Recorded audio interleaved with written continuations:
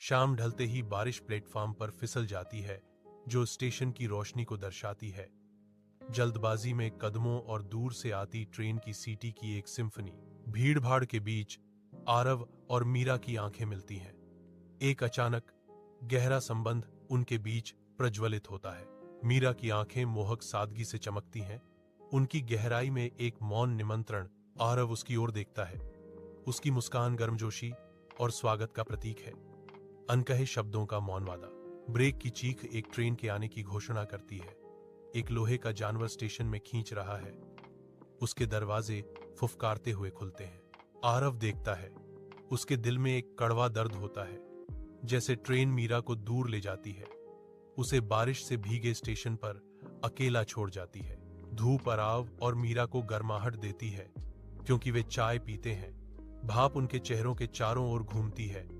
आरामदायक चाय की दुकान में आरव अपनी मूक पीड़ा साझा करता है। मीरा के ध्यान से सुनने पर बोझ कम होता हुआ प्रतीत होता है। उसकी निगाहें नरम है। मीरा झुकती है, अपनी आशंकाएं आरव के कंधे पर रखती है। मुझे लगता है कि मैं तुम्हें हमेशा से जानती हूं। आरव उसकी आंखों से मिलता है। एक आशावादी मुस्कान उसके होंठों को छूती है। शायद हम हमेशा एक दूसरे के लिए बने थे। शाम रेलवे स्टेशन पर उतरती है, क्योंकि बारिश शुरू हो जाती है। मीरा खड़ी होती है, उसकी निगाहें स्थिर, बारिश में इंतजार कर रही है।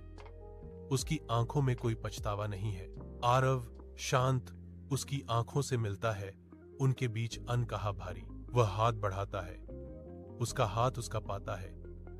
बारिश के बीच एक कनेक्शन बनता है। आरव, मीरा की आवाज कोमल लेकिन दृढ़, बारिश की आवाज को काटती है।